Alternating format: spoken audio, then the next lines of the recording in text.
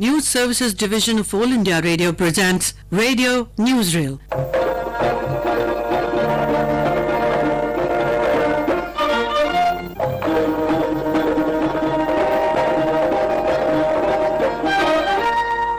In this edition, Prime Minister Narendra Modi speaks to US President Donald Trump, focuses on enhancing Indo-US cooperation.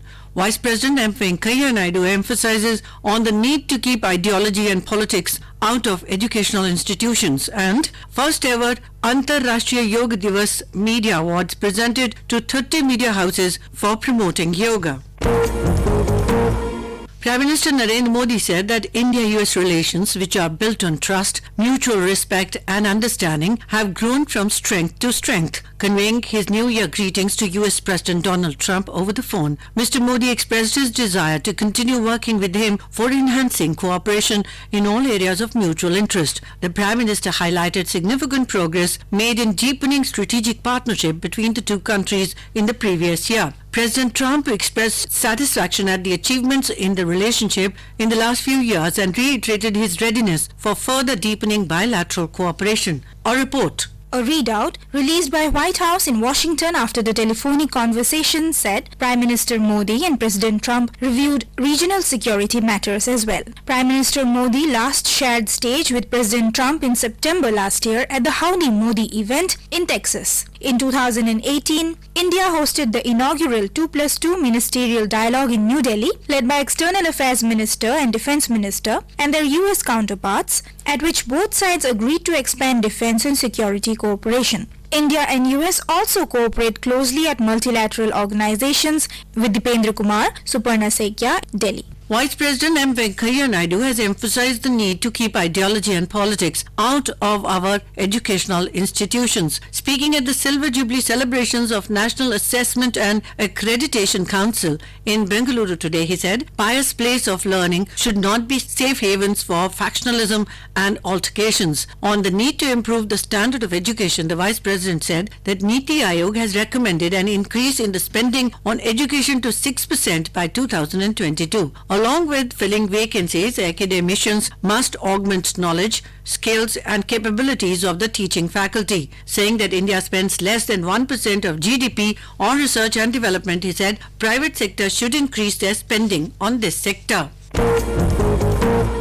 The Delhi police have said that the situation in Jawaharlal Nehru University is under control and police are interacting with students to maintain peace. Talking to media, Deputy Commissioner of Police Devendra Arya said no fresh incident has been reported from any part of the university. He said active deployment of police is in place both inside and outside the campus. He added that the crime branch is investigating the matter. Situation जो है वो पूरी तरह police के control में है और निरंतर हम लोग सिचुएशन को मॉनिटर कर रहे हैं, स्टूडेंट्स के साथ इंटरैक्ट कर रहे हैं और एक्टिव पुलिस डिप्लॉयमेंट जो है वो कंटिन्यू कर रहा है इनसाइड, जैसे यूनिवर्सिटी एडमिनिस्ट्रेशन की तरफ से रिक्वेस्ट है. डिप्लॉयमेंट जो है वो यूनिवर्सिटी के बाहर भी है. Information and Broadcasting Minister Prakash Javadekar conferred the first Antarrashtriya Yoga Divas Media Samman to 30 media houses in New Delhi today. The ministry had instituted the award in June last year to mark the media's contribution in spreading the message of yoga. It acknowledged the media's positive role and responsibility in disseminating yoga outreach in India and abroad. Addressing the gathering, Mr. Javadekar said, yoga is the identity of India in the world and is a great tool for preventive health. He said it is the media's responsibility to propagate beneficial things in society. Media news देती है, अपनी टीका टिप्पणी करते हैं, news देते हैं और एडवर्टाइजमेंट है तो एडवर्टाइजमेंट छापते हैं, लेकिन इससे बाहर जाकर समाज के व्यापक हित में जो चीज समझना और समाज को करना जरूरी है, इसे एक मिशन मोड में लेकर अच्छे चीजों का प्रचार करने का भी एक काम मीडिया हाउसेस करते हैं, उसका ये सम्मान है, ये बहुत महत्वपूर्ण है. Speaking on the occasion, Ayush Minister Shripad Yesu Naik said such initiatives are laudable as they help in spreading awareness about yoga. The International Day of Yoga is being celebrated on 21st of June every year since 2015. The idea was first proposed by Prime Minister Narendra Modi during his address at the United Nations in 2014. Our correspondent spoke to one of the awardees. Okay, I'm Rajiv Nambiar, the CEO of LOFM, and the fact that we have received this award for the first time from the Honorable INB Minister. It's a great source of encouragement. I've already started ideating on what we should be doing for the next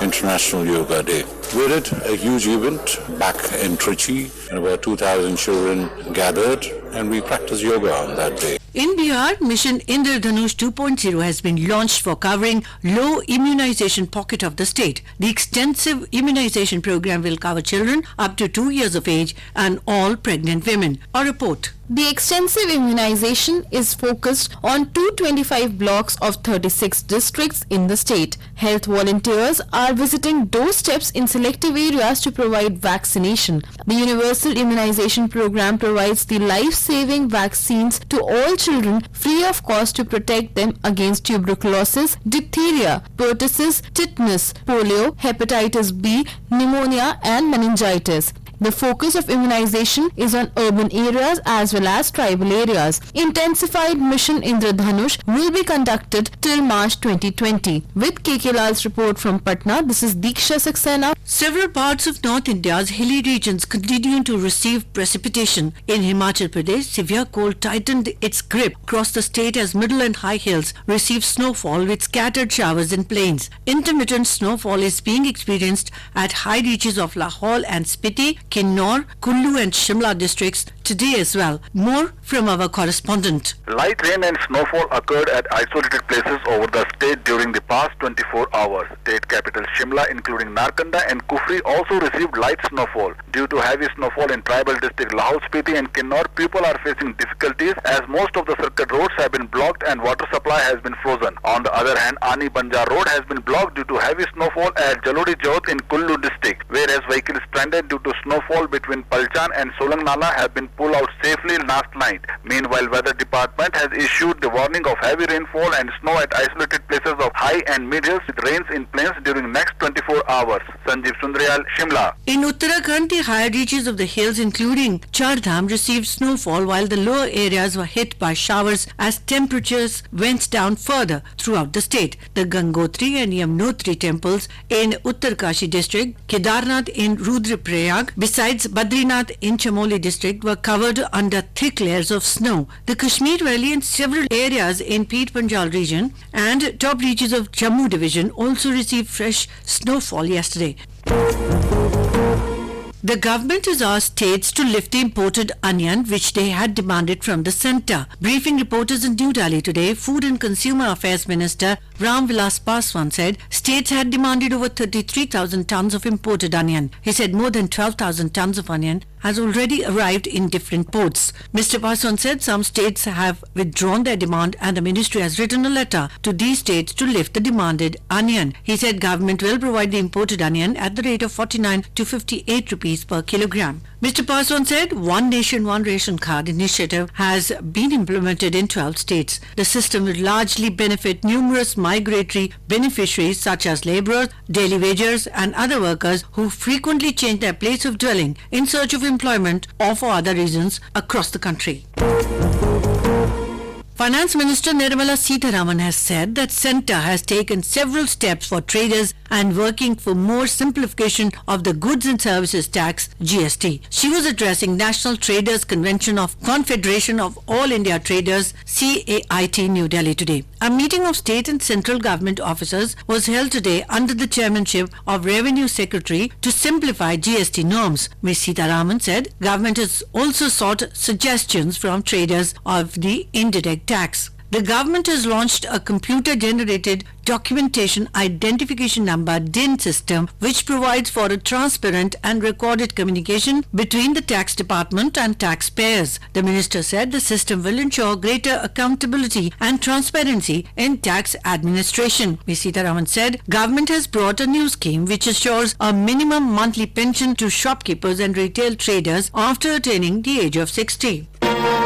With that, we end this edition of Radio Newsreel. This program was produced and presented by the News Services Division of All India Radio.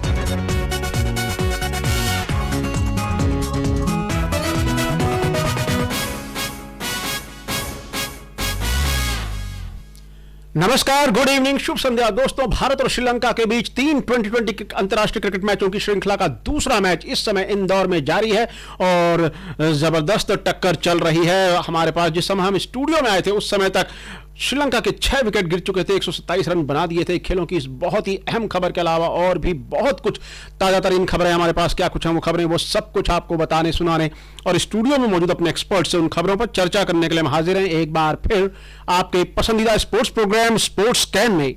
आज के इस अंक के साथ स्वीकार कीजिए अपने host और दोस्त अरविंद का नमस्कार। और दोस्तों, आज हमने विभिन्न खेल खबरों पर चर्चा के लिए स्टूडियो में आमंत्रित किया है जाने माने खेल पत्रकार श्री शबाब अनवर को। अनवर साहब नमस्कार, स्टूडियो में आपका हार्दिक स्वागत है। आपको भी नमस्कार और श्रोताओं को भी नमस्कार। क्या कहेंगे, क्रिकेट से अच्छी खबर आ रही है अभी। एक तो जो 2020 चल रहा है, अच्छी खबर तो इस सेंस में भी है कि पहला मैच धुल गया था, तो कम से कम ये मैच हो तो रहा है और इसमें टीम इंडिया को अपना जो है और भारतीय खिलाड़ियों के मन में कोई न कहीं ये बात जरूर होगी कि ये न केवल इस नए वर्ष बल्कि नए दशक का पहला T20 मैच है। अभी तक किसी टीम ने नहीं खेला है। जी, तो उस लिहाज से भी इंपॉर्टेंट है। और दूसरी हमारे पास अच्छी खबर आई है, जैसा आपको भी पता है कि भारत अंडर 19 क्रिकेट टूर्नामेंट के फाइनल में पहुंच चुका है। तो आज क्रिकेट से ये दो अच्छी खबरें हमारे पास। निश्चित तौर पर ये जो पहली वाली खबर है वो अच्छी बन जाएगी, भारतीय टीम अच्छा खेलेगी। तो सबसे पहले अपने लिसनर्स को हम आज की सुर्खियां बता देते हैं। भारत और श्रीलंका के बीच 3 T20 अंतर्राष्ट्रीय क्रिकेट मैचों की श्रृंखला का दूसरा मैच इंदौर में जारी। भारत न्यूजीलैंड को 120 रन से हराकर पहुंचा अंडर 19 क्रिकेट टूर्नामेंट के फाइनल में। Malaysia masters super 500 badminton tournament का आगाज आज से और ऑस्ट्रेलिया के जंगलों में लगी आग के कारण ऑस्ट्रेलियन ओपन पर मंडराए अनिश्चितता के बादल, लेकिन आयोजक आयोजन को लेकर आश्वस्त।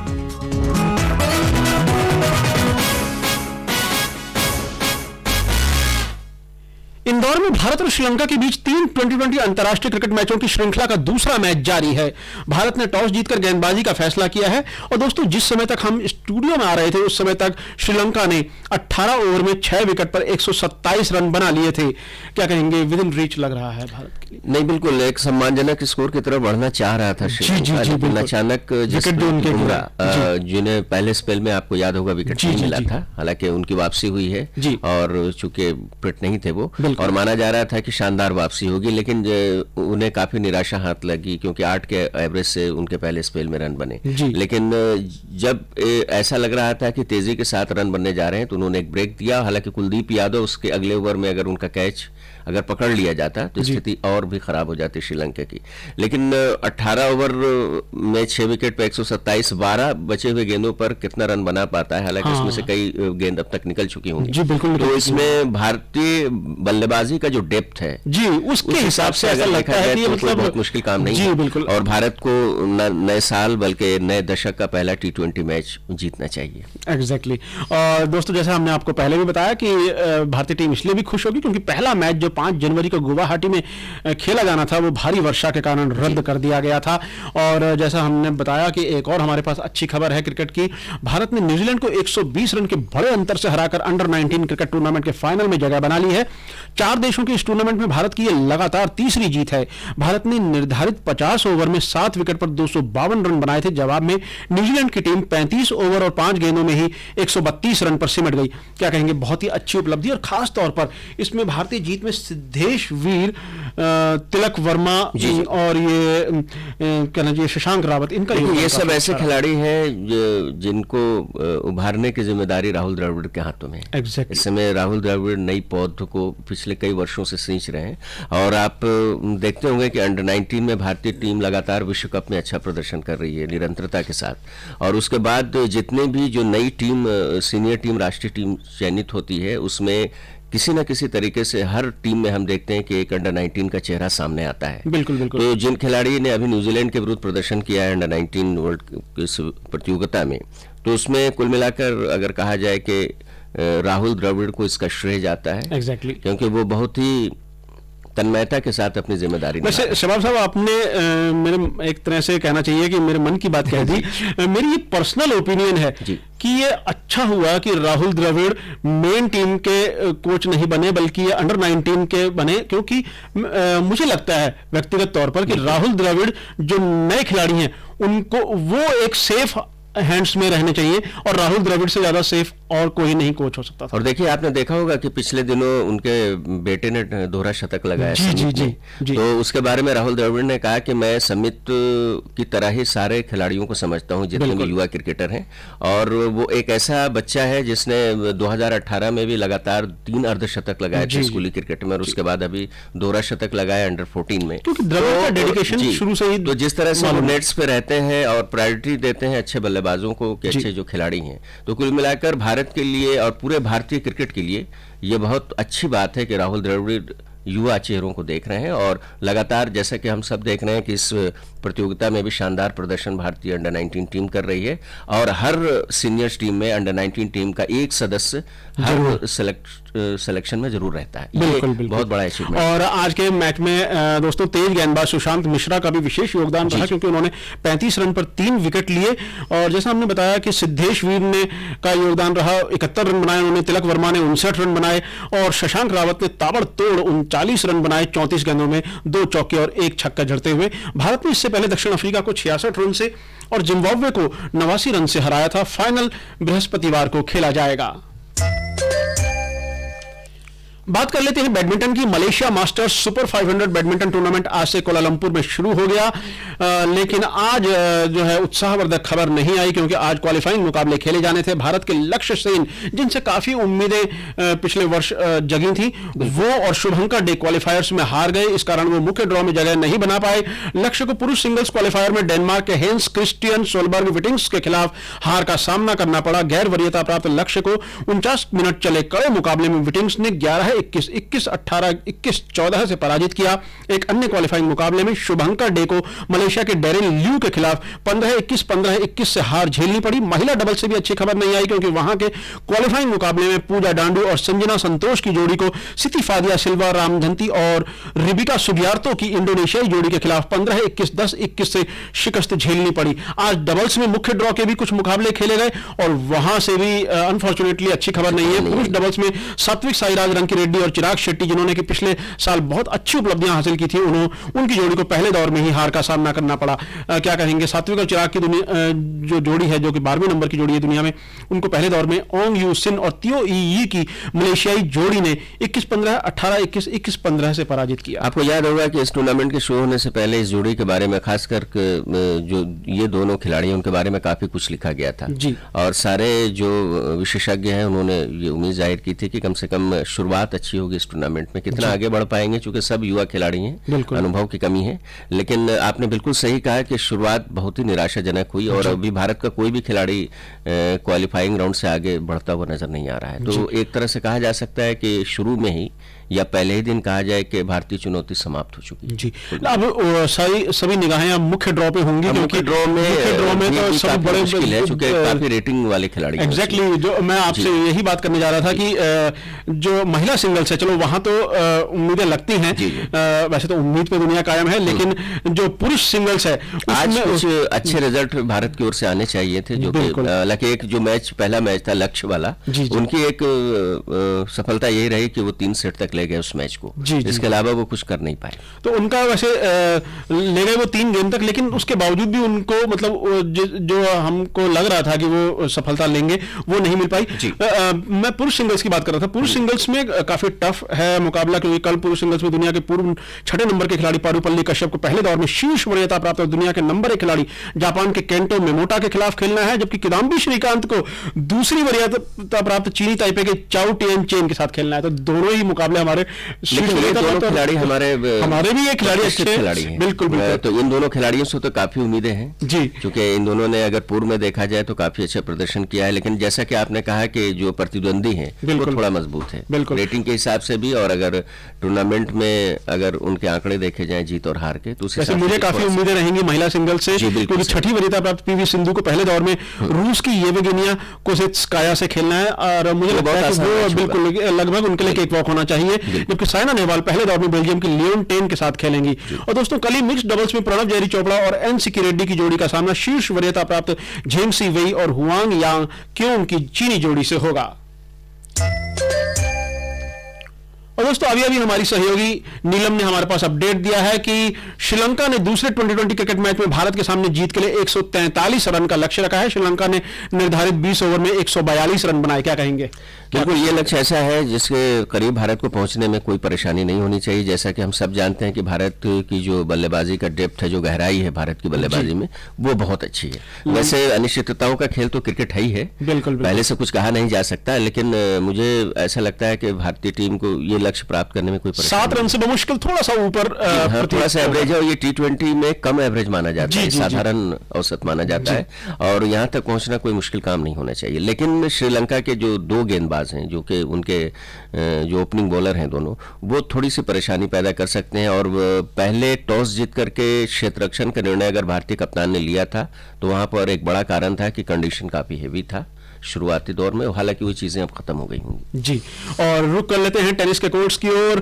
पहले ग्रैंड स्लैम पे सभी की निगाहें हैं। ऑस्ट्रेलिया के मेलबर्न में खेला जाएगा ऑस्ट्रेलियन ओपन टेनिस टूर्नामेंट, लेकिन वहां जंगलों में पिछले कुछ दिनों से लगी आग के कारण अनिश्चितता के बादल मंडरा रहे हैं। हालांकि जो आयोजक हैं वो कह रहे हैं कि हमारे पास भविष्यवाणी है कि मौसम विभाग से कि मौसम अच्छा रहेगा। 20 जनवरी से शुरू होने जा रहा है दोस्तों ये टूर्नामेंट मेलबर्न में। क्या कुछ उम्मीदें लगती हैं आपको? 25 लोगों की हालांकि इस आग के कारण से मौत हो चुकी है जो जंगलों में उनकी लगी। देखिए, जो ब्रिटेन की सरकार है उसने एक सुझाव दिया है कि हम अगर ऑस्ट्रेलिया की सरकार चाहे तो हम इस आग पर जल्दी काबू पाए जाए। आज ये खबर है, और चूंकि ब्रिटेन के काफी खिलाड़ी इस टूर्नामेंट में खेलते हैं तो उसको लेकर के, लेकिन वहां की सरकार और वहां के जो ऑर्गेनाइजर आयोजक हैं, दोनों ने इस बात से पूरी तरह से संतुष्टि व्यक्त की है कि इस टूर्नामेंट पर कोई असर नहीं पड़ेगा। लेकिन मेरा ये मानना है कि जिस तरह से वहां प्रदूषण फैल रहा है, जानते हैं कि कई महीने हो गए और कई हजार कस्बे में मारे गए हैं, और उन सारी चीजों का जो प्रदूषण बाहर आ रहा है उससे खिलाड़ियों को परेशानी हो सकती है। लेकिन आयोजक का ये कहना है कि हमने पूरी व्यवस्था की है, और कोर्ट हालांकि सेंटर नहीं बदला जाएगा, ये भी कहा गया है, लेकिन मुझे ऐसा लगता है कि ये एक प्राकृतिक आपदा के तौर पर इसे देखा जा रहा है। लेकिन जोकोविच के हमारे पास खबर आई है कि एटीपी खिलाड़ी परिषद के अध्यक्ष सर्बिया के नोवाक जोकोविच ने भी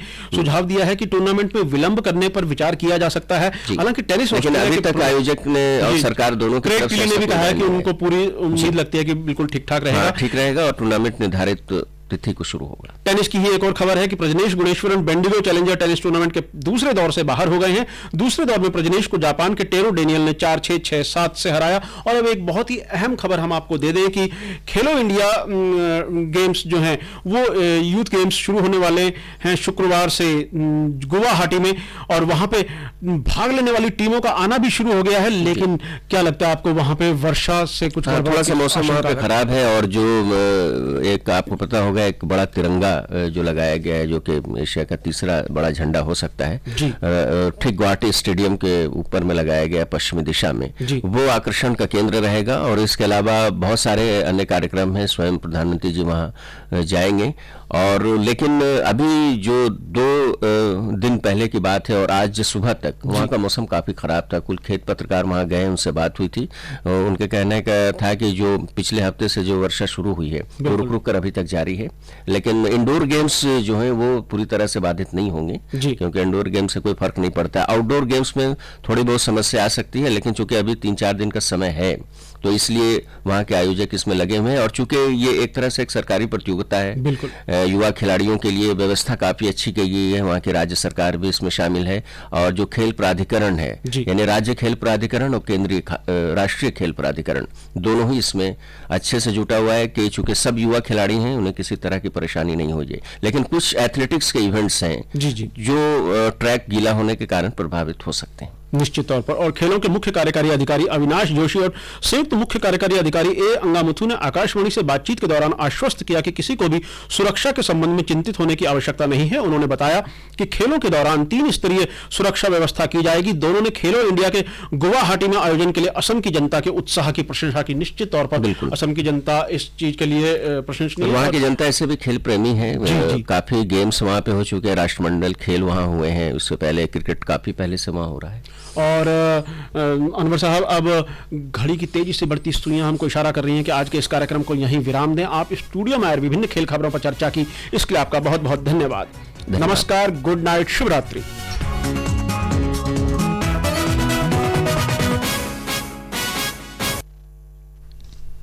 नमस्कार, आकाशवाणी से प्रस्तुत है समाचार संध्या।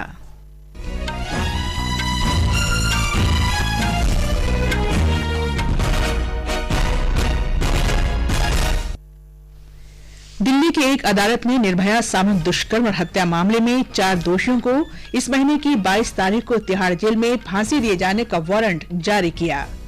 गृह मंत्री अमित शाह ने कहा, नरेंद्र मोदी के नेतृत्व वाली सरकार ने पिछले 6 वर्ष में पारदर्शी और भ्रष्टाचार मुक्त शासन दिया। वित्त मंत्री निर्मला सीतारामन ने कहा, व्यापारियों के लिए केंद्र सरकार ने कई कदम उठाए, जीएसटी को और सरल बनाया जा रहा है। जवाहरलाल नेहरू विश्वविद्यालय के कुलपति ने विद्यार्थियों से परिसर में वापस लौटने की अपील की, परिसर में हुई हिंसा को दुर्भाग्यपूर्ण बताया। और इंदौर में दूसरे T20 अंतर्राष्ट्रीय क्रिकेट मैच में श्रीलंका ने भारत के सामने जीत के लिए 143 रन का लक्ष्य रखा।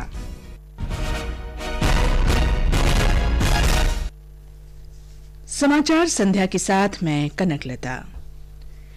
दिल्ली की एक अदालत ने 2012 में हुए निर्भया दुष्कर्म और हत्या मामले में दोषी 4 लोगों को इस महीने की 22 तारीख को फांसी दिए जाने का आदेश दिया है। इन्हें तिहाड़ जेल में सुबह 7 बजे फांसी दी जाएगी। अतिरिक्त सत्र न्यायाधीश सतीश कुमार अरोड़ा ने डेथ वारंट जारी करते हुए इसकी घोषणा की। इन 4 दोषियों के नाम हैं मुकेश, विनय शर्मा, अक्षय सिंह और पवन गुप्ता। ब्यौरा हमारे संवाददाता से।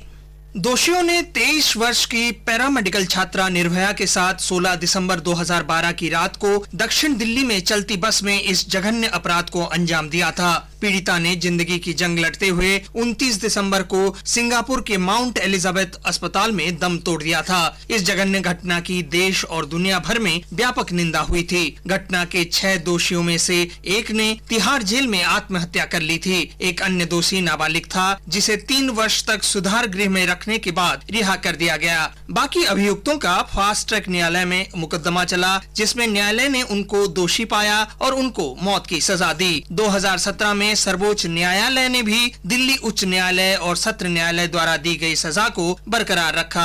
आनंद कुमार के साथ अनुपम मिश्र, आकाशवाणी समाचार दिल्ली। न्यायालय के आज के आदेश के बाद निर्भया की मां ने कहा कि ये फैसला लोगों में न्यायपालिका के प्रति विश्वास को मजबूत करेगा। उन्होंने कहा कि उनकी बेटी को न्याय मिला है, देश के अन्य बेटियों को भी न्याय मिलेगा। इस फांसी से देश की महिलाओं का कानून पर विश्वास जगेगा, आस्था जुड़ेगी और सबको। सूचना और प्रसारण मंत्री प्रकाश जावड़ेकर ने भी इस फैसले का स्वागत करते हुए कहा कि निर्भया को न्याय मिला है। एक ट्वीट में उन्होंने कहा कि 4 दोषियों को फांसी देने के अदालत के फैसले से महिलाओं को ताकत मिलेगी और न्यायपालिका में लोगों का विश्वास मजबूत होगा। केंद्रीय गृह मंत्री और भाजपा अध्यक्ष अमित शाह ने कहा है कि केंद्र में नरेंद्र मोदी के नेतृत्व वाली सरकार ने पिछले 6 साल में पारदर्शी और भ्रष्टाचार मुक्त शासन दिया है। आज नई दिल्ली में श्री नरेंद्र मोदी के जीवन पर आधारित कर्म योद्धा ग्रंथ नामक पुस्तक के विमोचन समारोह में उन्होंने कहा कि मौजूदा सरकार पर भ्रष्टाचार का एक भी आरोप नहीं है। श्री शाह ने कहा कि एनडीए सरकार ने कृषि, स्वास्थ्य देखभाल और उद्योग समेत विभिन्न क्षेत्रों में कई सुधार किए हैं। उन्होंने ये भी कहा कि नरेंद्र मोदी सरकार ने काम करके दिखाने की अपनी नीति के तहत तुष्टीकरण, जातिवाद और परिवारवाद की राजनीति को समाप्त किया है। श्री शाह ने कहा कि 1967 से 2014 तक इन्हें बढ़ावा देकर देश की राजनीति को खोखला करके रख दिया गया था।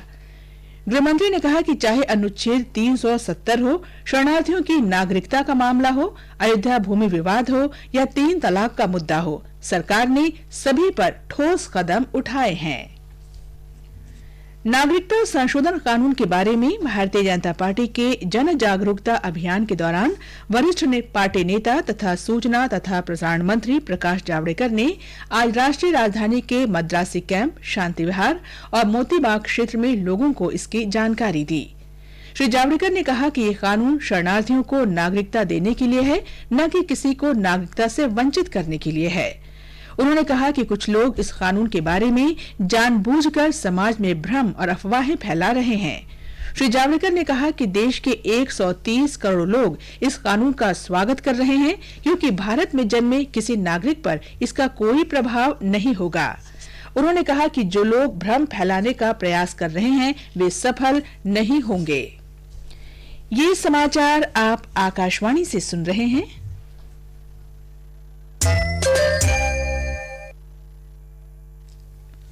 समाचार संध्या में आपका फिर स्वागत है। वित्त मंत्री निर्मला सीतारामन ने कहा है कि केंद्र ने कारोबारियों के लिए कई कदम उठाए हैं तथा जीएसटी को और सरल बनाया जा रहा है। वे आज नई दिल्ली में अखिल भारतीय कारोबार परिसंघ के राष्ट्रीय सम्मेलन को संबोधित कर रही थीं। श्रीमती सीतारामन ने कहा कि सरकार ने अप्रत्यक्ष कर पर कारोबारियों से भी सुझाव मांगे हैं। कंप्यूटर द्वारा उत्पन्न दस्तावेज पहचान संख्या DIN प्रणाली की भी शुरुआत की गई है, जिसके अंतर्गत कर विभाग और करदाताओं के बीच संचार में पारदर्शिता बनी रहती है और इसका रिकॉर्ड भी उपलब्ध रहता है। कोई टैक्स अधिकारी आपके सामने आकर के उनके मन मर्जी कागज दे नहीं सकते। नोटिस का मतलब सेंट्रल कंप्यूटर में रजिस्टर होना है और उसमें जो विवरण है उसी के अनुसार ही उनके कार्यवाही चलना चाहिए। सिंप्लीफिकेशन के ऊपर, टैक्स हरासमेंट के ऊपर हर दिन लगातार कुछ न कुछ कदम उठाते आ रहे हैं जो सजेशन के नाम पर आती है। श्रीमती सीतारामन ने यह भी बताया कि सरकार एक नई योजना लाई है जिसके अंतर्गत दुकानदारों और खुदरा व्यापारियों के लिए 60 साल की उम्र के बाद न्यूनतम मासिक पेंशन राशि सुनिश्चित की गई है। केंद्र सरकार ने राज्यों को आयातित प्याज की खेप उठाने को कहा है। केंद्र सरकार ने राज्यों की मांग पर इसका आयात किया है। खाद्य और उपभोक्ता मामलों के मंत्री रामविलास पासवान ने कहा कि राज्यों ने केंद्र से 33,000 टन से अधिक आयातित प्याज की मांग की थी। उन्होंने कहा कि 12,000 टन से अधिक प्याज की खेप विभिन्न बंदरगाहों पर पहुंच चुकी है। श्री पासवान ने कहा कि कुछ राज्यों ने अपनी मांग वापस ले ली है, लेकिन मंत्रालय ने इन राज्यों को पत्र लिखकर कहा है कि वे अपनी मांग के अनुसार प्याज की खेप उठाएं। उन्होंने कहा कि सरकार आयातित प्याज 49 से 58 रुपए प्रति किलोग्राम की दर पर उपलब्ध कराएगी। श्री पासवान ने यह भी कहा कि 12 राज्यों में एक राष्ट्र एक राशन कार्ड योजना लागू कर दी गई है। देश की अर्थव्यवस्था मौजूदा वित्त वर्ष में 5% की दर से बढ़ने का अनुमान है, जबकि पिछले वर्ष ये दर 6.8% रही थी।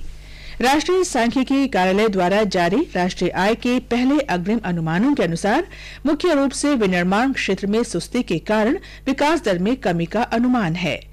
कृषि, निर्माण और विद्युत, गैस तथा जल आपूर्ति जैसे क्षेत्रों में सुस्ती देखी गई, जबकि खनन, लोक प्रशासन और रक्षा सहित कुछ क्षेत्रों में मामूली सुधार हुआ। 5 दिवसीय 107वीं भारतीय विज्ञान कांग्रेस का आज बेंगलुरु में समापन हो गया। इस अवसर पर उपराष्ट्रपति एम वेंकैया नायडू ने वैज्ञानिकों से कृषि पर ध्यान केंद्रित करने को कहा ताकि किसानों के चेहरों पर मुस्कान आए। अपने समापन भाषण में उपराष्ट्रपति ने वैज्ञानिकों से कृषि क्षेत्र की समस्याओं के दीर्घकालीन समाधान खोजने को कहा। उन्होंने कहा कि स्कूलों में वैज्ञानिक सोच की भावना पैदा की जानी चाहिए। उपराष्ट्रपति ने इस मौके पर वैज्ञानिकों को पुरस्कार भी प्रदान किए। कार्यक्रम में मुख्यमंत्री BS येडियुरप्पा भी मौजूद थे। केंद्र शासित प्रदेश जम्मू कश्मीर में जम्मू के उद्योग भवन में आज पहले जम्मू कश्मीर वैश्विक निवेशक शिखर सम्मेलन का लोगो यानी प्रतीक चिन्ह जारी किया गया। इसका विमोचन करते हुए उद्योग और वाणिज्य कमिश्नर ने कहा कि लोगों में विनिर्माण और सेवा दोनों ही क्षेत्रों के साथ साथ जनशक्ति कौशल, कृषि और बागवानी की प्रदेश की क्षमता को दर्शाया गया है। वैश्विक निवेशक शिखर सम्मेलन एक प्रतिष्ठित आयोजन है जिसे जम्मू कश्मीर में पहली बार आयोजित किया जा रहा है। मद्रास उच्च न्यायालय ने वरिष्ठ कांग्रेस नेता पी चिदम्बरम के पुत्र कार्ति चिदम्बरम और उनकी पत्नी के खिलाफ आयकर मामलों को हटाने की याचिका खारिज कर दी है। आयकर विभाग ने 2015 में दोनों के खिलाफ ये कहकर मामला दर्ज किया था कि उन्होंने चेन्नई के पास अपने संपत्ति की बिक्री से हुई आय के बारे में सूचनाओं को छिपाया है।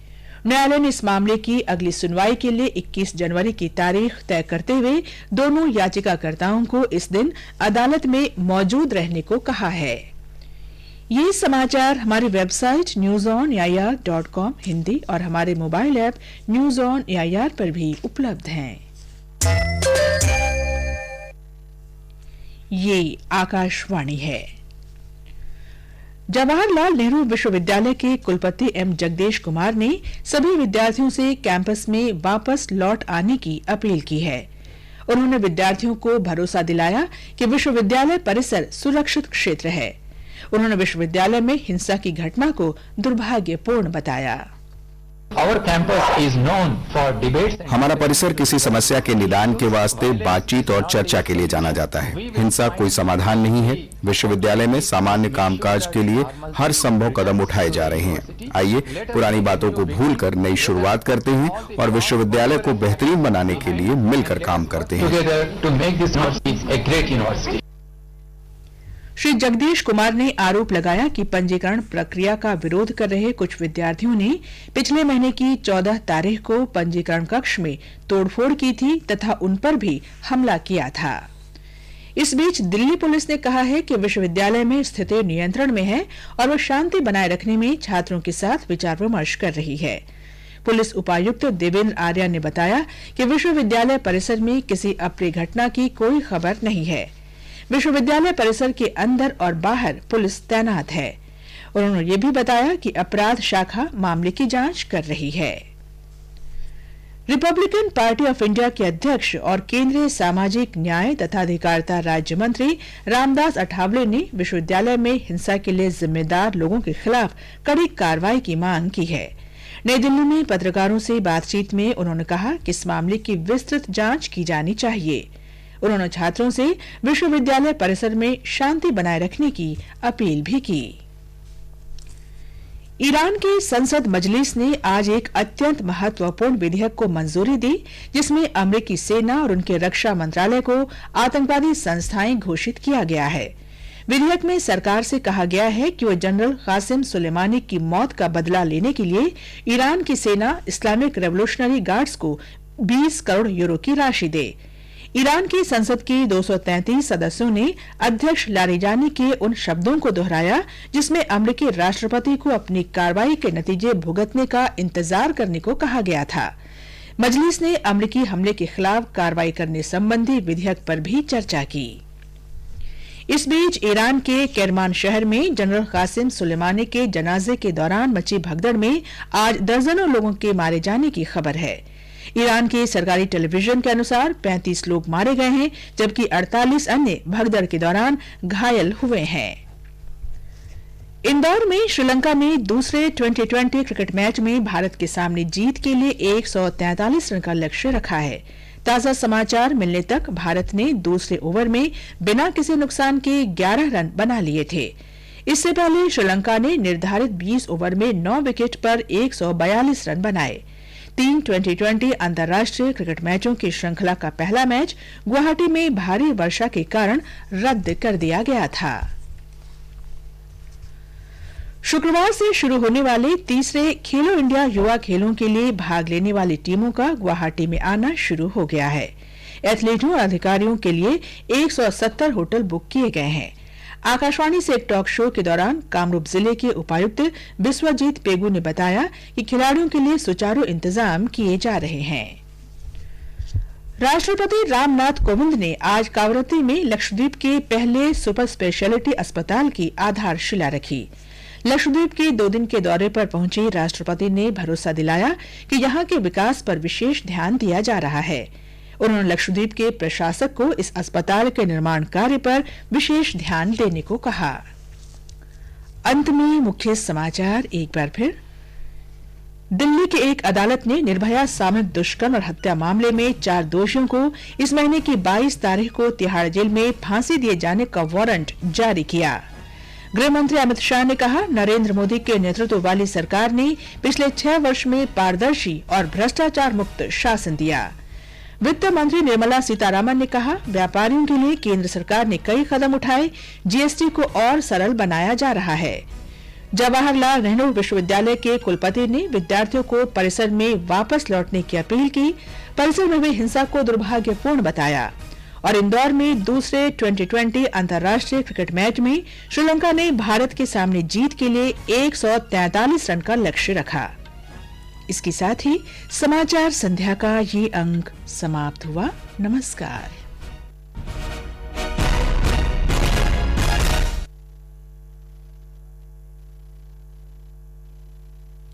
Good evening. This is All India Radio and I am Sanjay Mattu with the news at 9.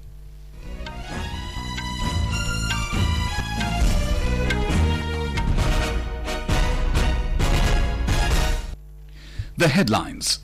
Delhi court issues death warrants for hanging of 4 convicts in Nirbhaya gang rape and murder case on 22nd of January in Tihar jail.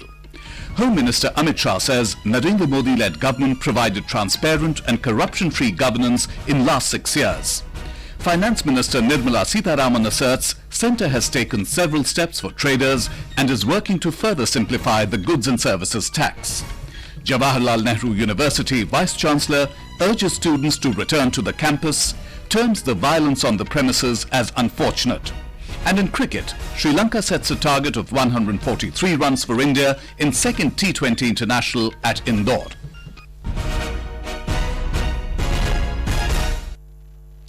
A Delhi court today issued death warrants for the hanging of the 4 convicts in the 2012 Nirbhaya gang rape and murder case on the 22nd of this month at 7 a.m. in Tihar jail. The order was pronounced by Additional Sessions Judge Satish Kumar Arora. The 4 death row convicts are Mukesh, Vinay Sharma, Akshay Singh and Pawan Gupta. Our correspondent reports that the victim, who came to be called Nirbhaya or the Fearless One, was raped and brutally assaulted in a moving bus in December 2012.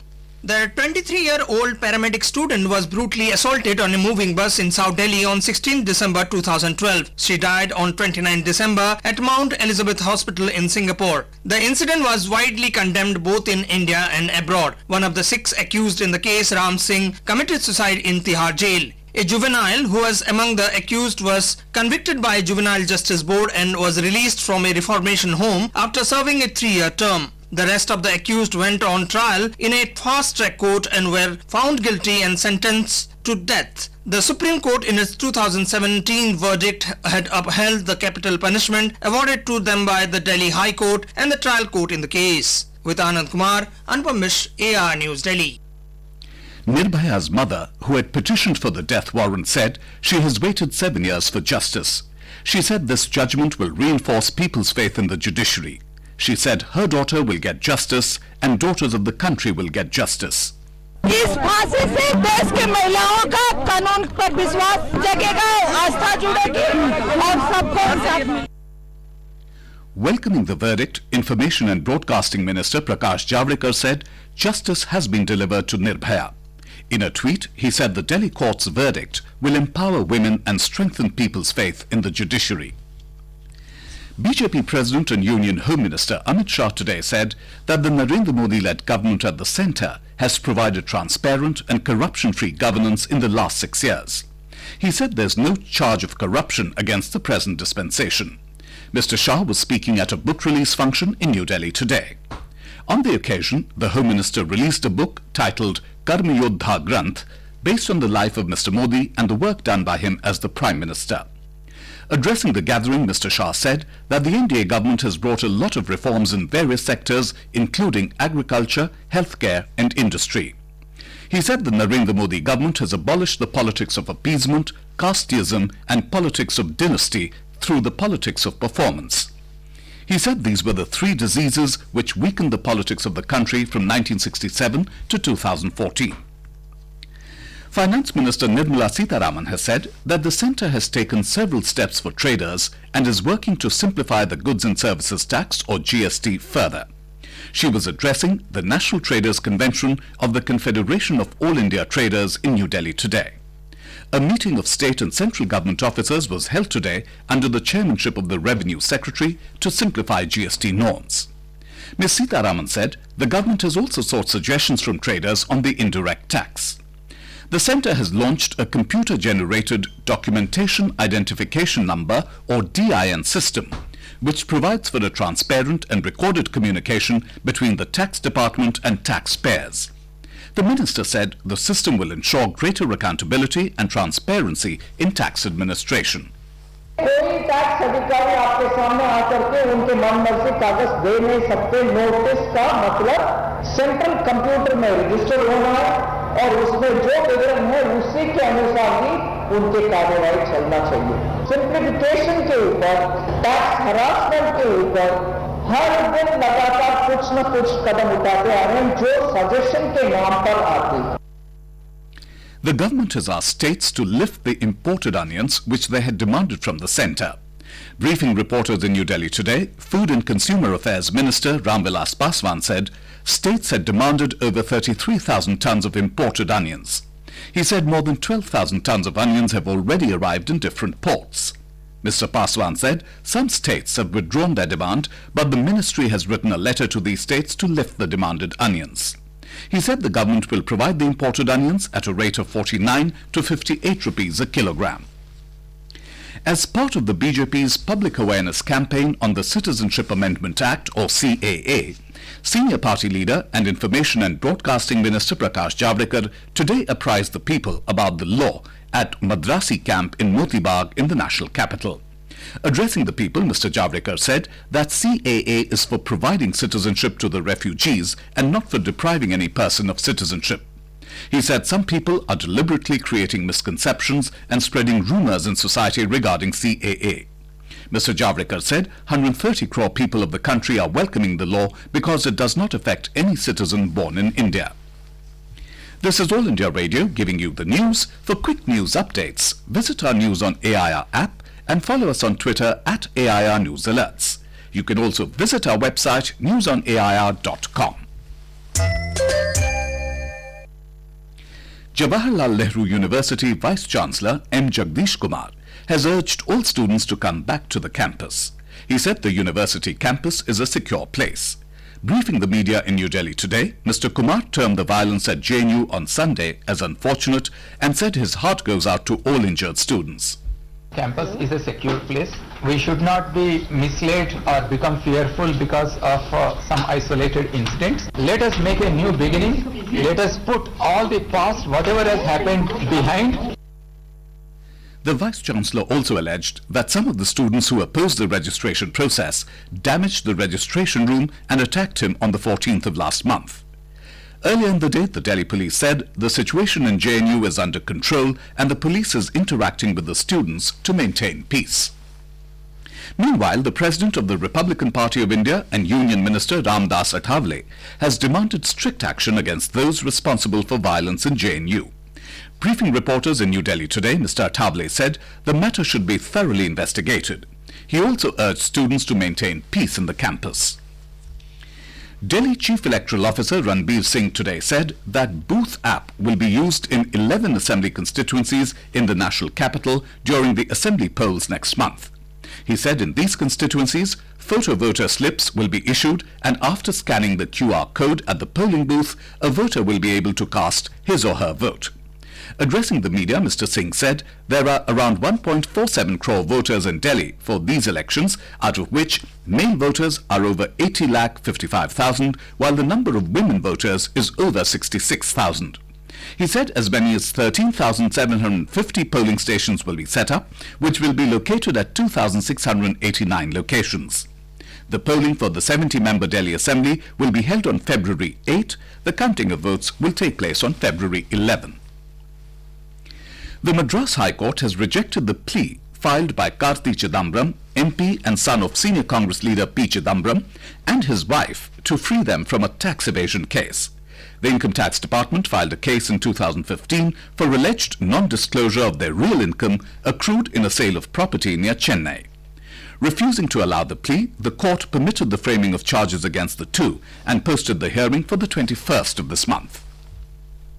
President Ramnath Kovind laid the foundation stone of Lakshadweep's first super speciality hospital at Kavaratti today. The President, who's on a 2-day visit to the Union Territory, assured special focus for the development of Lakshadweep. Mr. Kovind reached Lakshadweep this morning. Curtains came down on the 107th edition of the Indian Science Congress in Bengaluru on the 5th and last day today. Delivering his valedictory address, the Vice President called upon scientists to focus on agriculture and bring a smile on the faces of farmers. He asked them to find a sustainable solution to problems plaguing the agriculture sector.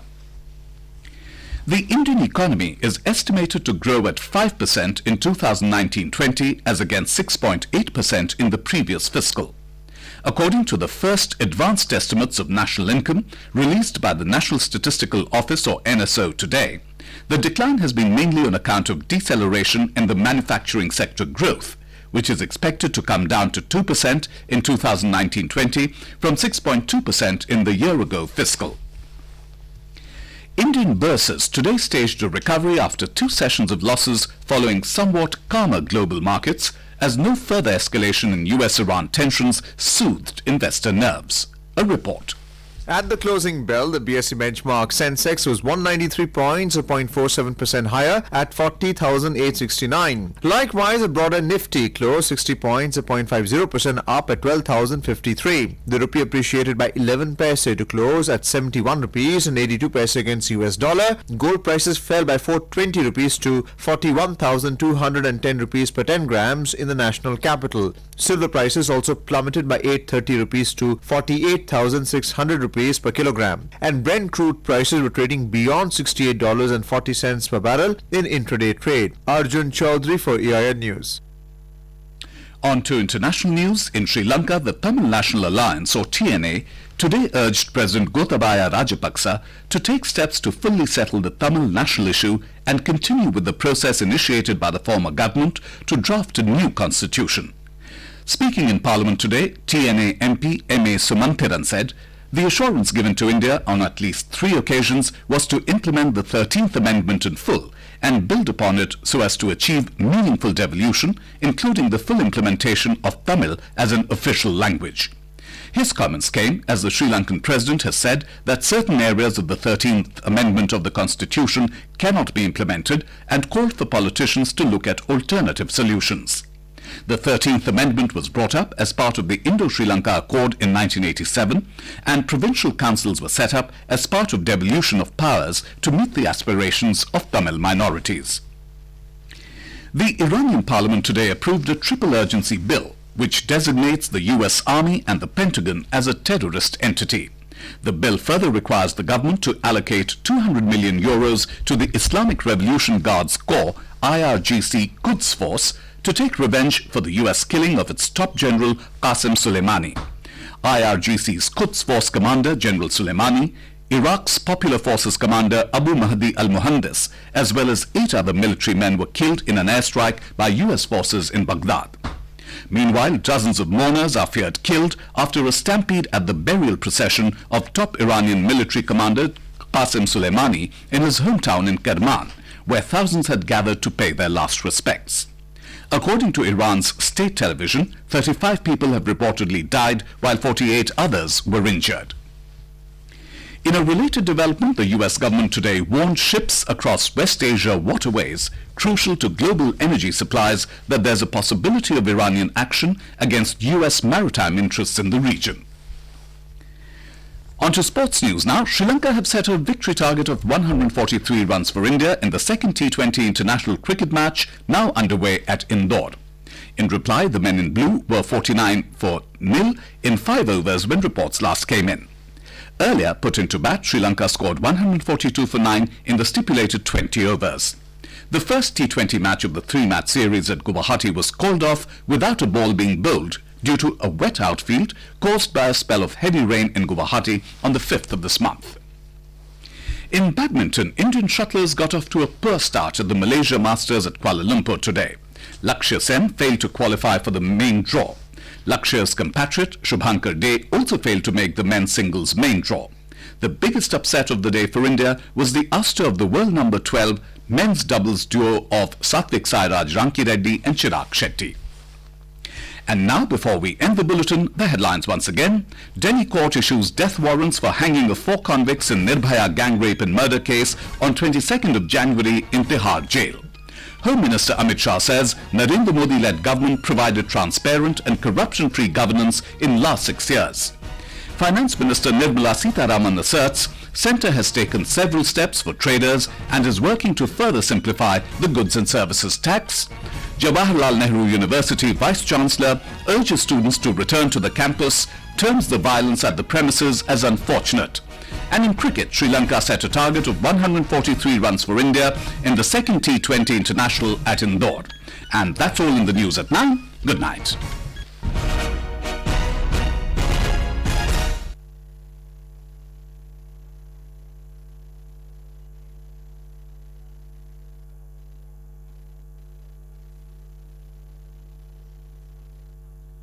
This is the FM Gold channel of All India Radio. In the program Spotlight, we now bring you a discussion on India-US bilateral relations. The participants are Ashok Sajjanhar, former diplomat, and Simran Sodhi, journalist.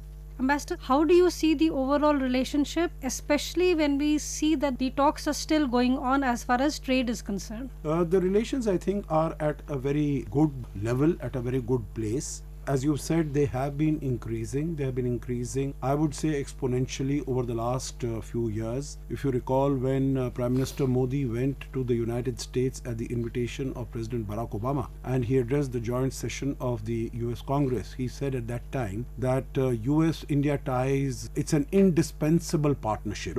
Also said that India has overcome the hesitations of history. And I think this is reflected in the bilateral relations as they are evolving. You are very right in saying that there are some trade issues, but I think it really reflects, demonstrates the sagacity and the maturity of the two sides, that they have not allowed differences over trade or over some other issues to come in the way of strengthening their partnership. So whether it is defense, whether it is in the area of strategic relationship, on the Indo-Pacific cooperation under the rubric of the Quad. So under very many dimensions, the bilateral relations are progressing well, and I think both sides can be satisfied. Even as far as trade is concerned, I don't think that there is any cause to worry, because the United States, if we take both goods and services, is India's largest trading partner. In 2018, for which figures are available, it was about $143 billion of trade between the two countries. So I think there also overall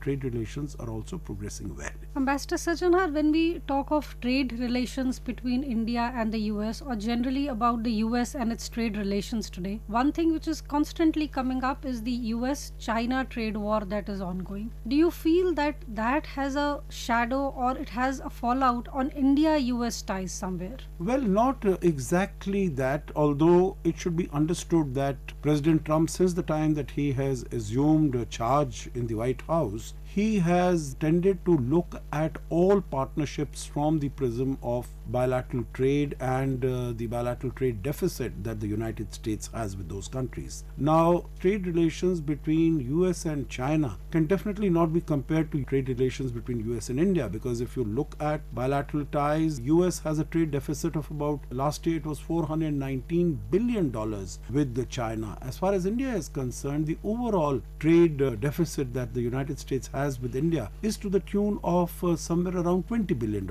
And India is the 9th largest trading partner for the United States. Even as far as the trade deficit is concerned, it is the 9th in terms of order of magnitude that the United States has with other countries. With many other countries, it has a much larger trade deficit. So I don't think it can be, both these are comparable. But still, as I mentioned, the United States under President Trump tends to look at the trade deficit that United States has with other countries as the yardstick of the strength of the bilateral partnership. Ambassador Sajjanhar, we also recently saw the 2+2 dialogue taking place in DC. We had India's Defence Minister Mr. Rajnath Singh and External Affairs Minister Dr. S. Jaishankar visit DC, and they met their counterparts in the United States government. We see a movement happening between India and the US, and we saw some very important agreements, statements coming out, especially on defence, security ties. Do you feel that this bilateral relationship has seen an upward movement, especially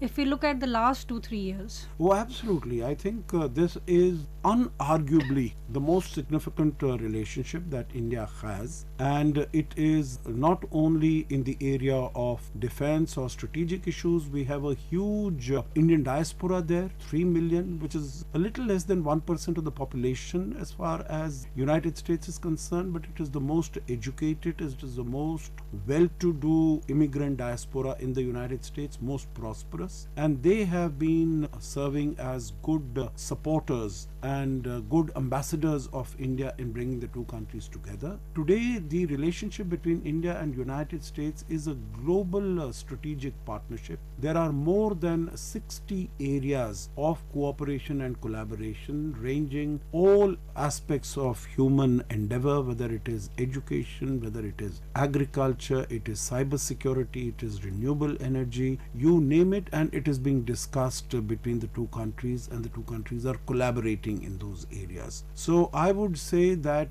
across the board, it is the most significant partnership that India has, and particularly in the area of challenges that India confronts, whether it is in the area of terrorism coming from Pakistan or otherwise. United States is a good partner. We are looking for investment, we are looking for capital, we are looking for technology, we are looking for partnership with the United States so that we can generate more jobs and employment in our country under the Make in India program. And even as far as defense is concerned, the bilateral defense trade and technology initiative, that is also important, because we do not wish the relationship only to be a buyer-seller relationship, but also that there should be progressive transfer of technology and progressive joint collaboration and establishment of joint ventures, even in the area of defense as far as United States and India are concerned. Ambassador Sajjanhar, we've also seen that when it comes to the Indo-Pacific region, or it comes broadly speaking to Asia as a continent, the United States has always seen India as a balancing force to the rise of China, and the rise of China is something which has worried a lot of people, because economically and on a military scale, China is expanding very aggressively, very fast. Do you feel that trade is also an area where India could play the balancing factor in Asia as far as the US is concerned? Yes, I think the United States looks at India as a huge market, as a big market, as a growing market, and that is why there is some unhappiness or dissatisfaction, because when Prime Minister Modi had come, maybe the expectations of the United States that there will be very bold economic reforms that will be undertaken, and there were a number of reforms that were undertaken, a lot of opening up was done, and that is why we have seen, even as far as exports of United States to India, if you look at them in 2018 as compared to 2017, there was a growth of about 30% in the export. So there has been an opening up, but there are a few specific issues which have stalled the relationship going forward and not achieving its full potential. And discussions on that have been going on. There are some pet issues of President Donald Trump, like, on the Harley Davidson motorcycles. He keeps harping on that at every opportunity. We have reduced the duty from 100% to 50%, but still the United States would like the duty to be further cut down to 0%. And I think there have been discussions going on between the US Secretary of Commerce Wilbur Ross and the Indian Commerce Minister Piyush Goyal. There have been, even when Prime Minister Modi had gone to the United States in September to participate in the UN General Assembly and to make a statement there, and we know that this very big bilateral diaspora event, Howdy Modi, was held in Houston, Texas. At that time it was expected that the bilateral trade relation would be sorted out, would be settled, and the trade agreement would be signed. A mini trade agreement would be signed. Actually, there was hope that was raised when the two leaders, Prime Minister Modi and Donald Trump, met at the G20 in Osaka and also at the G7 in Biarritz in France. But obviously some minor issues could not be sorted out. But I think the positive thing is that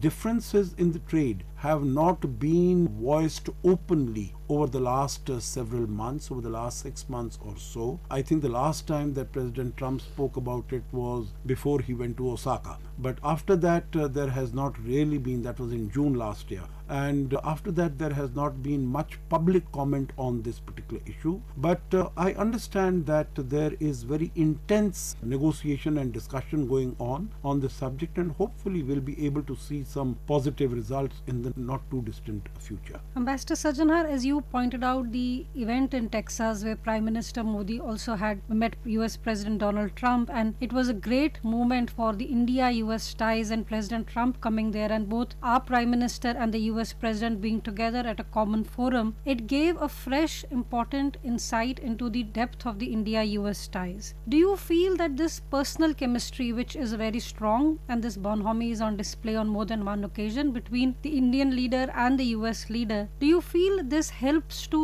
iron out the frictions, and trade has been a small source of friction. Do you feel that gets ironed out more easily when the leaders of two countries share a great equation? Absolutely, you're very right, Simran, because if you remember that when President Trump came to office in January 2017, June 2017, within about 6 months, Prime Minister Modi was invited. He went there, they had good discussions, and then the two leaders also met on the sidelines of the East Asia Summit in November 2017 in Manila. After that, it was being reported and speculated that the two leaders had not met from November 2017 till about 2019. There had been no formal, except maybe on the sides of the G20 summit in Buenos Aires in December of 2018. But that was a very, very brief meeting, and that was being said that everything is not right as far as the two countries are concerned. But over the last few months, we have seen, as I mentioned, first starting with Osaka, then Biarritz, and then Texas, and then after that the two leaders also met in New York on the sidelines of the UN General Assembly session. So that definitely enhances a rapport, it enhances an understanding, it promotes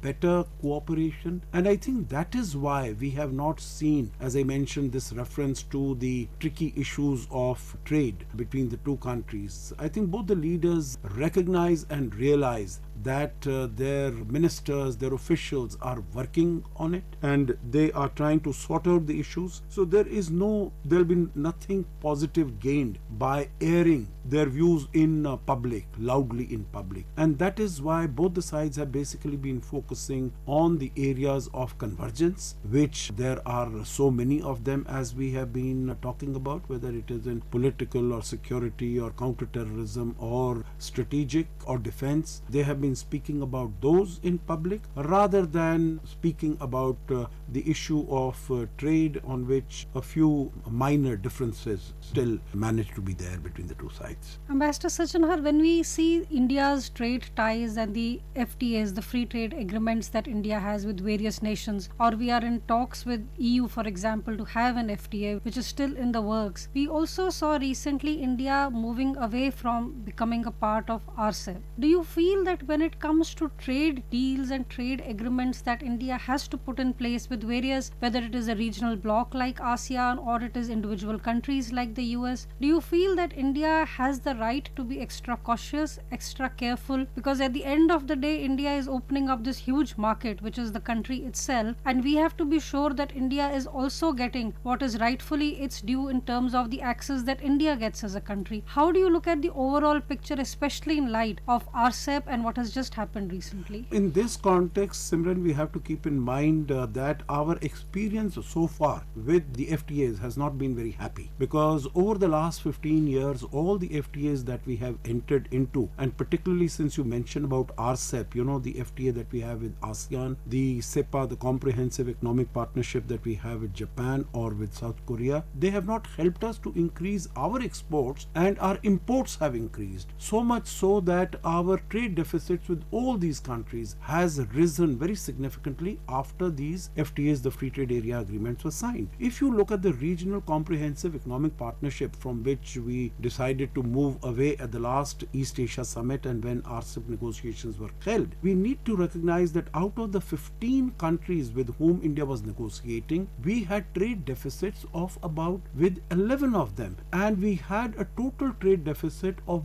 $105 billion out of the global trade deficit of about $165 billion, which means that about 65 to 70% of our trade deficit was with only RCEP nations. And that was the reason that if we did not get our own demands accepted by the other countries, like a better access to China, better access to service markets of these countries, it would have been extremely difficult for us. And I think we took the right decision in moving away for the time being from RCEP right now. Thank you. Thank you. You were listening to a discussion on India-US bilateral relations. The participants were Ashok Sajanhar, former diplomat, and Simran Sodhi, journalist. This program was produced and presented by the News Services Division of All India Radio. This program is also available on our website newsonair.com.